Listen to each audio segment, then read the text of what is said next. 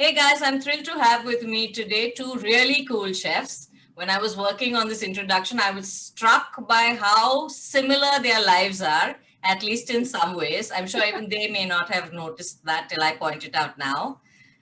Both Chef Maria Goretti and Chef Shilana Vaze, also known as and more often known as Chef Chino, both live vibrant lives on social media and off it. Both are TV hosts, content creators, and have trained with Le Cordon Bleu, among other institutions. It doesn't stop there. Both their books have won Gourmand Awards, and both these food professionals count being mum as one of their most important callings. And of course, they are friends, as you can see in this frame, uh, that they know each other well. Welcome, Maria and Shilana. Chinu, great to have you with us. Thank you. Great to be here. And yeah, I didn't know I'd won any award, Maria. That's a first for me. Did you? No, they didn't tell me anything about a Gourmand award, but great. One more thing in common. Yes, there were about five of those in common, so it's great to have found those out. That brings us to the subject of this discussion. It's food and family and friends, and of course, food and family and friends in summer. When I say summer, what comes to mind for you, and what are your childhood memories of summer? Chino, go. Okay. So for me, summer means mangoes only. And in my house, actually, my mom kind of always took over the summer narrative because she had this story that she wouldn't eat mangoes till the 14th of April, till my granddad bought her first peti of mangoes on her birthday. And then we all used to be like, but does that apply to us also? Because you started getting mangoes earlier and earlier. Normally, it was like when we were kids, it was fine to wait till 14th April.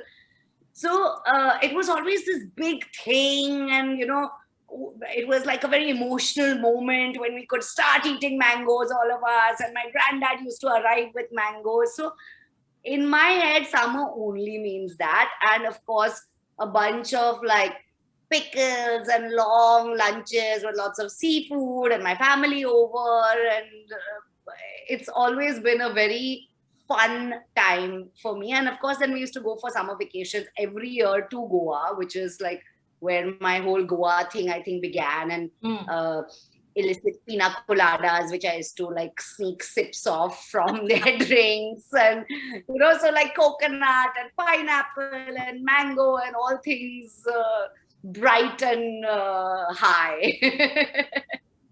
Yeah. Maria, don't look at me like that. I'm just listening to you.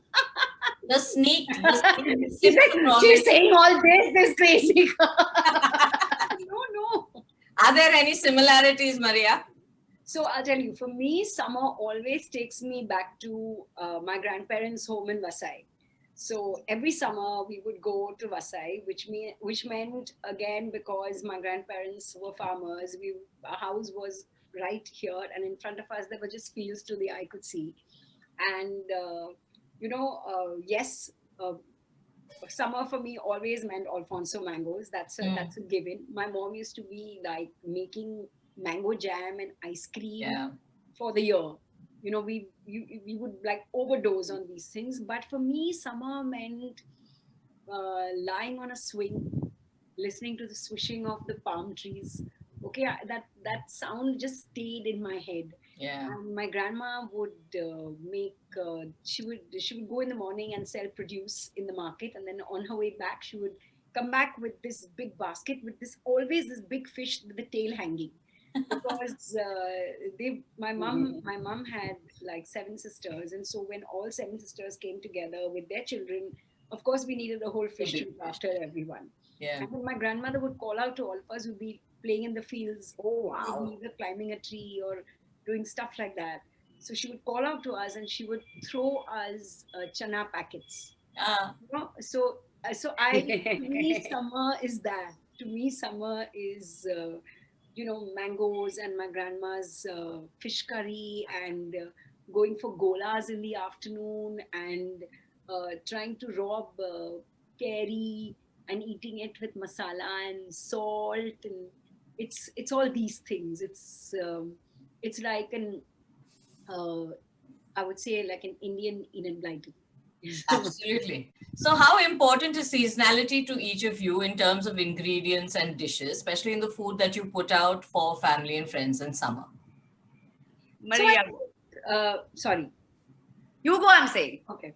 So, so I feel because of the heat, actually, the way we eat, of course, changes. I think during summer, you always get into doing stuff which is lighter on the system, which is probably a little more indulgent though, because it is holiday season. So Yeah. you actually spend a little more time thinking about what all you can do because everyone's home together. Yeah. So all that, I mean, all that does change. But I think in today's day and age, I feel because most of the vegetables are available all the time, Yeah. you kind of, you can make whatever you feel like most of the time. But I think in summer, I eat a little less red meat Okay. and a little more fish. Yeah. I eat food which is more yogurt based because it is cooling. There are a lot more fruits, that make Yeah. it to the table. Yeah. There are a lot more fruit juices, vegetable juices that make it to the table. Along with that, there are a lot more pizza and pasta that also makes it to the table. Yeah. So though it is supposed to be, though it's supposed to be summer and you're supposed to eat lightly, there's still that celebration that happens because it's Absolutely. summer. And I think that's how it's been, and that's how it continues to be for me. It goes back some way to your grandmother and the big fish, right? So it goes all back to my continues. grandmother and the big fish. Yeah, it all continues, and that's the nice Yeah. part about it. New It's like, traditions. my mom used to make a lot of ice cream, and now when mangoes come to the market, the first thing I do is I kind of try and hoard it, and I kind of put it into Ziplocs, and I keep it so that when the mango season is done, I can still make mango ice cream. So you kind of do what your parents did. Yeah. I'm currently doing that with strawberries, but I think we've all learned that to extend that happiness of the ingredient, for a little while. And Chinu, what is your thing with ingredients and summer? It's funny what Maria says, that we actually end up like our mothers, which is a very terrifying thought when you're young. But my mom is here. I know she's just taken my daughter out so we can do this. And just yesterday, so she very cutely brought some Virzan, which is the dahi starter for me, because I have access to good milk here, but nobody has starter. Yeah. Right? To make dahi at home. And I was like, so this is like, you want to learn all those things. And then yesterday I was talking to her, I was like, what is that pickle called? Because we make a whole bunch of kairi pickles. And then she reminded me, which I remember even now, and they're still there at Ville Parle, because it's impossible to cut so much kairi at home, and you need the seed also to make the pickles. So there's a row of these ladies who just sit and cut like bucketfuls of kairi to sell to people to make their own pickles. They don't make the pickles and give it to you. And there's this like mango curry, which is a very Saraswat Maharashtrian curry called sasam, which is made with these very small mangoes, ripe mangoes, not the kairis. And it's made with coconut milk and lots of like all the masalas.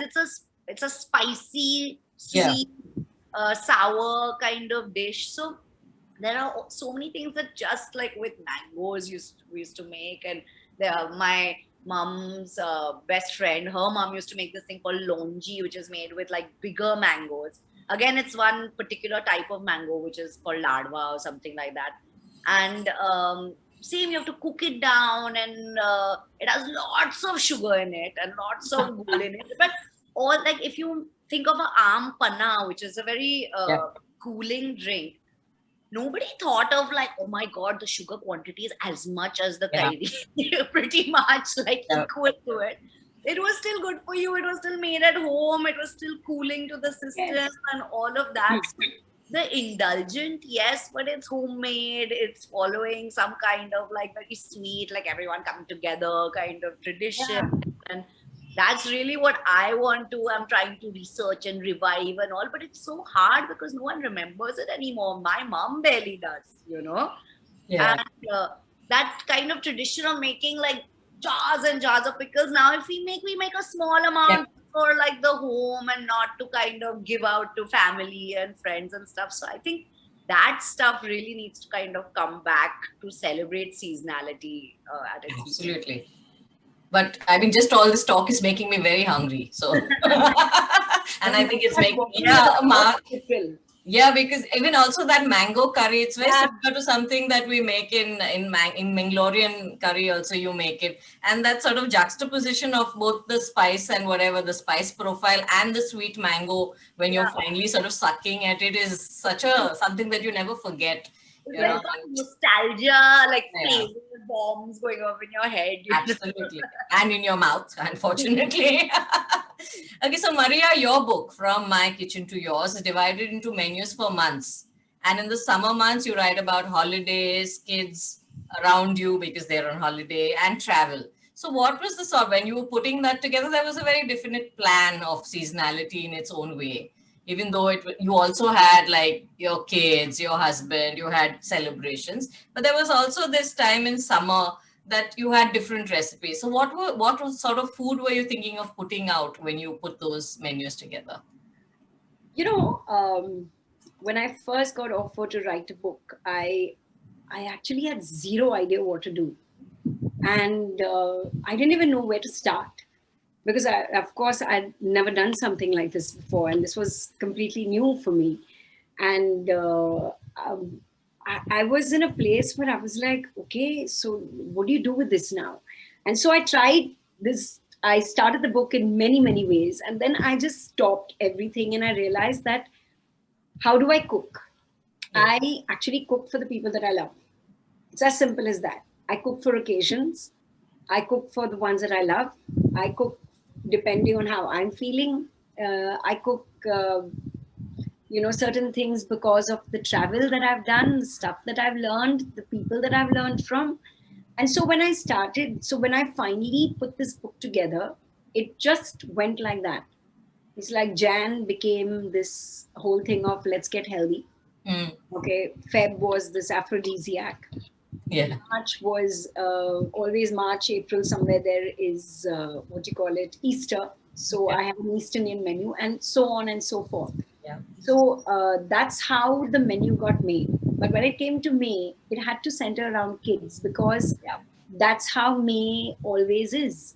And so May does not have really healthy food, as you can see in my menu. It has pizzas, it has a pasta, it has a meringue, but it has a meringue with mango. Yeah. I think it has a cheesy bread. It has tomato soup. It has stuff like that. So I also realized that first when I thought I'll make it seasonal, the whole book, I realized that most of the vegetables you now do get. Yeah. Most of the fruits and vegetables you do get, except for a few. So I just thought that I don't need to get into it so rigidly, because it didn't need to be like that anymore. Except if I was going to go and do a saag, then that would be something that I would have to do in December. But then in December, Christmas took over. Yeah. So Christmas menu, my December month got taken over by Christmas. So actually I just, was free flowing with this whole thing. And I just went with what I feel. I went with what all I would love to share, recipes that I've collected, moments that I've enjoyed. And that's how the food talked through the book. It was like that for me. There was no rocket science. I think it is also more events in months rather than seasons, and but incidentally because of people around you and children underfoot at that time, and you wanting to sort of pamper them and celebrate that whole thing. Yeah, so it's a great book. More a celebration book of people and memories and wonderful times than anything else. Yeah. And Chinu, your book Party Like a Star is very well appreciated for its tips and tricks, all gathered over years of putting together brilliant parties, and the whole of Bollywood sort of swears by them. So for us lesser mortals, when you say summer parties, what should be the element top of mind that you should be looking at? So, I mean, again, in this book, it was the first few chapters are all about small parties at your home. I mean, the entire book is for entertaining at home. Of course, there are certain things like sit down dinners and brand events and stuff that they are for people who might be in the profession or who might be working around it. But I think one of the my favorite ways to entertain is a potluck. In spite of being a chef, I don't want to slave away over a hot stove all like 3 days before and stuff like that. So for me, a potluck really makes sense. But again, being a chef, I'm very particular about who will bring. So like the menu has to be complimentary. You can't just bring anything and one Indian and one salad and all that. And especially if you're vegan or anything, you better bring your own food. Because and if you forget, then you'll have only salad to eat. I'm sorry.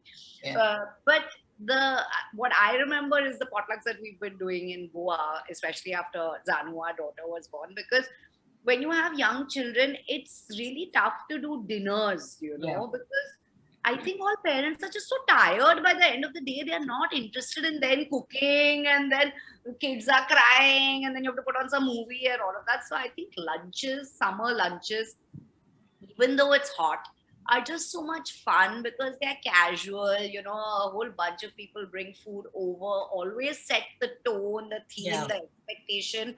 Tell the people who don't know how to cook, you can bring alcohol, you can order a dessert, you can order roast chicken from the rotisserie. Like, contribute in some way. Be strict about it. You can't just show up and be like, I forgot. I can't cook. That. Like, get something. There's something you can at least buy or like make cocktails or babysit or whatever, And I think like these kind of parties come together really well. If nobody is stressed out, nobody has the burden of responsibility of entertainment. All ages are welcome. If you have someone visiting, you can bring them along. If you have a bunch of kids with you, you can bring them along. If your mom is in town, it's not one of those crazy dinner parties which get out of hand. They're like, responsible adulting is also happening with the day drinking. So, so it's all like, I think those are really fun summer vacation parties when everyone wants to meet together. You don't want to leave any generation out, really. Yeah, and you say that really well. I mean, I've been reading the book and, the first part. I mean, I think you state it. Don't bring the funky wine. Don't, so I know you talked about, and I think very often we think, how to ask someone to order something. But I think it really helps because everybody, can enjoy the party as well. And that someone's best dishes will come out and you can look forward to that and say, hey, that will work for that person. And I love your tip on how people who have special diet should bring their own, because that actually puts such stress on the hostess. And so I remember a friend of mine got her friend, who was never supposed to come, who was like, you're a chef, this should be a challenge for you. I was like, I'm having a party, I don't want to be challenged. And not in your own house, in your own time, in your, downtime. I'm going to take this out of your book now, and next time not be slogging in the kitchen for 10 days before I want to do something with everything. Yes. Just do a bloody potluck. Everybody bring in something. Absolutely. Everyone should bring in something. And if you have special dietary needs, you definitely bring in something. Definitely. For yourself. Also, because I'm married to a Swiss guy, it's a very European thing. In Europe, if you're having a barbecue, everyone brings meat, everyone brings alcohol. You always take a bottle of wine when you're going over. Whereas in India, I think the whole like the host wants to provide everything, right? You're like, but I've got it, like this, you're coming to my house. I think that there's a bit of cultural difference, but the European way makes it a bit easier for to think of hosting parties. And we can always train people, right, to make things easier for ourselves. Gentle control. So, and Maria, I love in your books that so many things come together so simply, I mean, I know after we excerpted from it and, in that book that we did, a lot of people used to message me and say, I tried this, I did this worked out. I made your curry biscuits with mozzarella and, it's so cool. I think really sometimes I've been looking at yours. I've not had time, of course, to make them, Chino. But I really feel the test of a cookbook is when you can make things, you know. Exactly. Being sort of flawed by how beautiful it looks and how complex it looks is a nightmare. I mean, who has got time anymore? You know, I must tell you this. When I was doing this book, the first thing I wanted to do was no styling. So I have not styled my food at all. It's like I have cooked, taken it, plated it, and that's that. Because I really do not know styling of food also. I just know how to cook. And I was very clear that, you know, when I was learning food, and I would, you know, you would go through these books and you would like turn them and be like, I want to make this. And then you would make it. And it would look nothing like that. Absolutely. Like, what? I followed this. It should have looked like this. Yeah. So that is something that I knew in my head when I do this book, it's going to be what you see is what you get. Yeah. Nothing more. And so I had, in fact, the girl who styled the tables and everything was actually my friend Sambo, who used to style me for MTV. So she, after one day of me shooting this on my own, I had my photographer Amit Asher who shot it. But I was like ironing tablecloths and straightening and cooking and plating. I was like, I'm going to die like this. I didn't have any team. I had no one. So Sambo used to come and then she would say, okay, Maria, let's get 12 tablecloths. And then I collected all the vases from my house, all the curios from my house, everything from my house. And that's how this book was shot. And so I'm very happy every time someone says that, you know, Maria, we tried this and it came out brilliant. I feel so good. I really feel good. You know, and I think that's the point of a cookbook. If you can actually cook from it, and it can taste really good, and it can look at least like how the picture is, I think half your happiness is then sorted. And I think that is I think any cookbook, if you think it's a very glamorous process, there is, firstly, you have to put, exactly like Maria said, you have to put everything together. You have to ask your photographer friend for a favor. You have to tell your stylist, just come and help me. You have to gather all the curios in your house from your mother's cupboard, from your cupboard. And it's not as glamorous as you expect, like those coffee table books to be. They're like, yeah, you do however you want. Shoot on your phone also, it's okay. Yeah. No, and it's so funny, you know, Chino. It's like, and then I meet people who say, you know, my team and me were doing this. And I was like, what team? I know. I don't have this team. But your book is gorgeous, Maria. Yeah, and I'm glad now I'm writing my second book on kids' food. So that I think will be a much more accessible book, because it can't be like moms don't have time to like make it look pretty and all of that. As long as it's being shoved in some baby's mouth, it'll That is true. But I held out for a color book this time because I was like, you still need to feel good about opening a cookbook. You know, it can't look like, that's when you feel like cooking, when it's a beautiful looking book as well. So because I've been having a lot of these discussions, people always tell me that even now, so much food online, right? We're looking at so many people's food online. People will try your recipe once. It might not work. They'll say, okay, something I did. They try another recipe. If it doesn't work, you've lost that person forever. And they will tell everybody about it. So it's so important that, you know, the recipes are accessible and relatable too also. And that they give you that high that they have given the person who's put them together.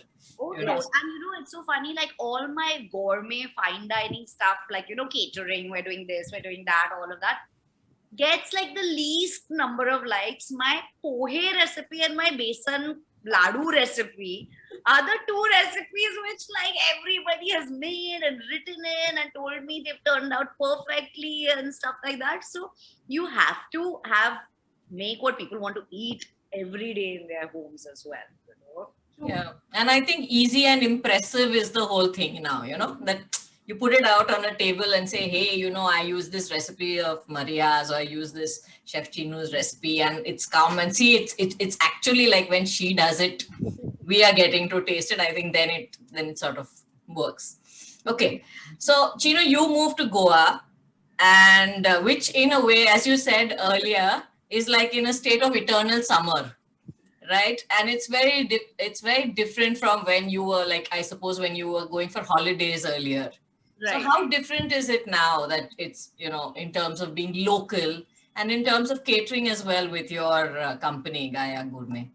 So we're having actually a lot of fun catering here because we're doing only like Goa kind of stuff like barbecues and tacos and like some Goan inspired stuff. And we have a bartender making like fenny cocktails. And it is really much more local because people want to feel that they're in Goa. If they're living in a beautiful villa and there's coconut trees all around, you don't want to suddenly have like very high-end French food. You know, you want to have like fun food. So that is a lot of the kind of food we're making for catering. And also Goa still has that whole vibe of small local markets, right? Yeah. So I go to Seolim Fish Market, and of course there are the big guys who supply to restaurants, and when we need big amounts, we go to them. But then there are all those, like how in Bombay you have the local maushis, and there are line caught fish. The hooks are still in their mouths.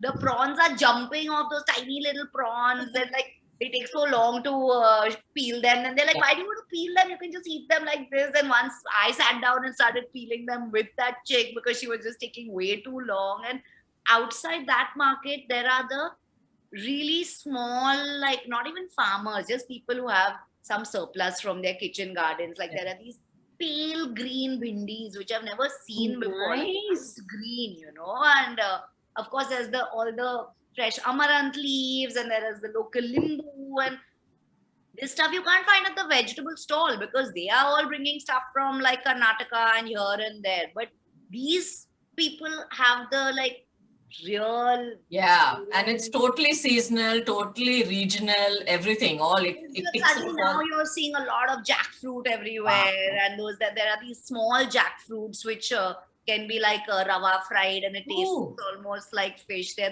it's called something, some other fanas only, but the tree has smaller jackfruit. So then cashews are in season, so suddenly you're going to start smelling fenny everywhere. And you have to get your stock in, yeah, not the branded one. Penny also now. In fact, there's some really good like gin as well. I've suddenly become a gin drinker in Goa because it's like a perfect like day drink. As I said, I can't do It is. And urak.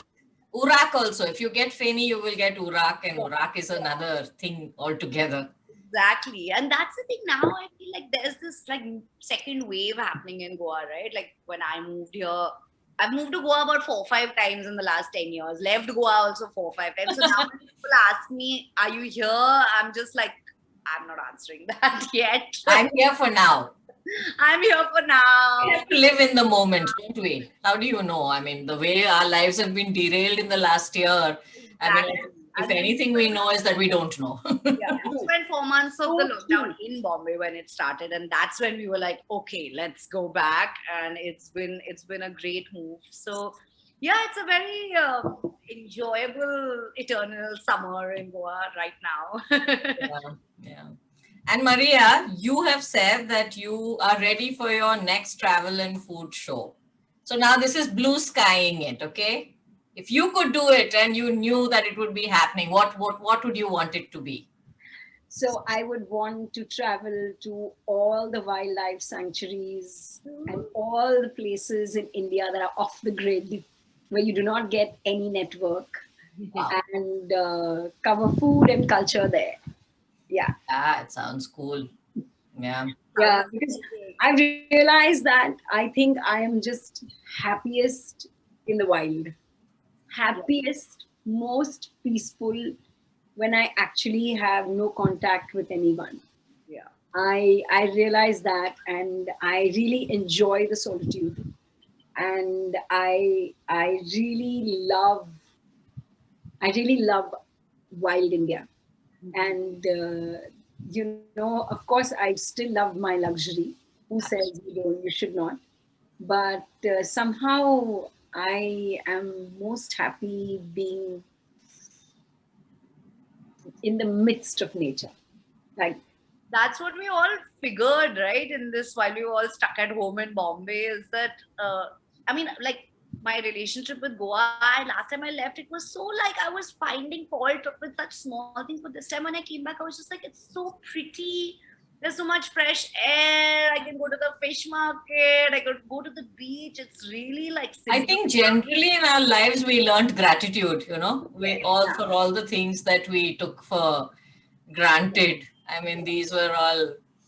I mean, even I sometimes think, you think if I moved to my father in Mangalore, I would be able to work from there, or But now everyone's realized that you can work from anywhere. Yes, absolutely. Look at us. Maria's in Kerala. I'm in Goa. You're in Bombay. Where I'm still doing this. I know it's so, but that's the. I think there's a lot less wastage of time, of each other's time, because now there's that commute has stopped. That oh, let's go there and then let's figure. Now it's like, no, this is work. Let's do this. This is the time, and this is how we do it, and get going. And I think that's so nice. Stopped. Where just come over, meet us. Let's discuss the menu. Let's discuss what we're going to discuss. Yeah. Yeah. So we're almost at the end. So now something fun. I mean, I think we've had a really fun discussion, but Maria, if you had to choose a summer dish for Chino, what would it be and why are you choosing this one for her? Okay, so if I had to cook something for Chino, I would start a day in advance, okay, and I would make her, because I'm obsessed with doing this. I would make Chino this amazing beetroot sourdough bread. Wow. Okay, and then the next day, after it is baked, I think I would do tisria in white wine with East Indian bottle masala.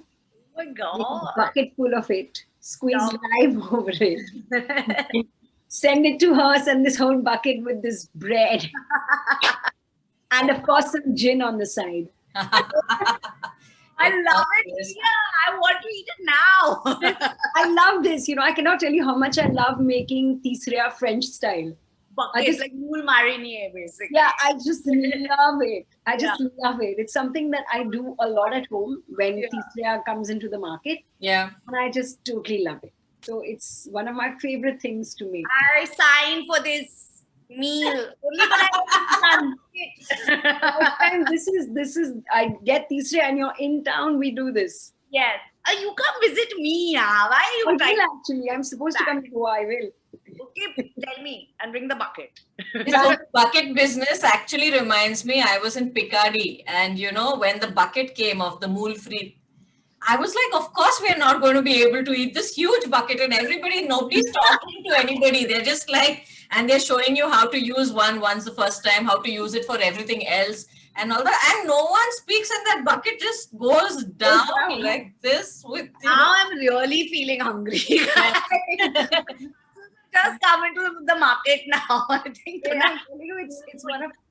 it's something that I totally love. It's just and I just thought that Finally, now, yes, I thought of a sweet thing for you, Maria, and she's the dessert and baking queen, and I don't actually make that much dessert. But I thought of making an old school mango trifle, with custard, sponge cake, and like that, mangoes and layers, and you could, because like that's just Maria, right? I mean, I just love that. Old school, but making each individual element perfectly, and then adding lots of mangoes on top, and it's like such a happy looking dish also. It's just like you feel like taking it for a potluck, right? And the potluck is a very important word that I learned today, Chino, and I'm going to use it. Going to adopt it fully. Fully. I feel sad now that I didn't ask you all what you all would make for me, but never mind. Let's not go there. Okay, what would you do, Maria? Off the top of your head? Off the top of my head, if I were to make something for you, I would make you a pesto pasta with baked chicken. Ooh. And a plain chocolate molten lava cake on the side. Okay, I'm not a fan of chocolate, but I'm sure I would love it because because you've made it. I thought it was a fenny cocktail. Sorry, you'll make me? A fenny cocktail. Ooh, nice. Nice. You know, Chinu, actually, when I first started learning food, the first culinary school I went to, I got trained in French cuisine, which is why I do so much of cuisine also. Then later on, I went to Cordon Bleu and did pastry. But I first went off and I learned cuisine, which is, and I realized that it is my first love. And when I finished with my pastry in LCB, after it all got over, I was like, I should have done cuisine. Oh no, you shouldn't have. It's LCB dessert is the right course to do, because they teach you by the end of it these like French recipes from Louis XIV covered in aspic, and like you're cutting out little like it's just like who eats like that anymore? But they found the basis of your life, now I after went that. in 2004. It's a great base, so I but think it's they great might base. have updated the curriculum now. I think they have. I think they have. Yeah. So I think probably someday, no, I know I'm not doing any more. I'm done. You're a serial studier, as they say, a serial learner. I'm a serial learner. I have to stop. I'm done. But you know what I'm learning now for this next book, because it's basically from pregnancy to toddler recipes. Okay, so it covers like this very important, nutritionally important time, which I'm a chef. I don't know that much about nutrition, so I'm learning nutrition, and then I have one Ayurvedic doctor, and I'm a nutritionist, Wow. and I have my pediatrician, and it's really coming to a point of learning again, which is really exciting. Like after It doing is. thing for 10 years. 12 years, I really am looking forward to just learning something new, you know. So when is your deadline, as we say, always say? Well, I'm already 3 months late. So coming soon then, coming soon. Yeah. Okay, so Chinu and Maria, this has been such a wonderful, invigorating, enthusiastic, and so much fun, this discussion. Thank you so very much for this. I want to wish both of you a wonderful summer and beyond, full of good food and family and friends, of course. Thank you so much, guys. Thank you.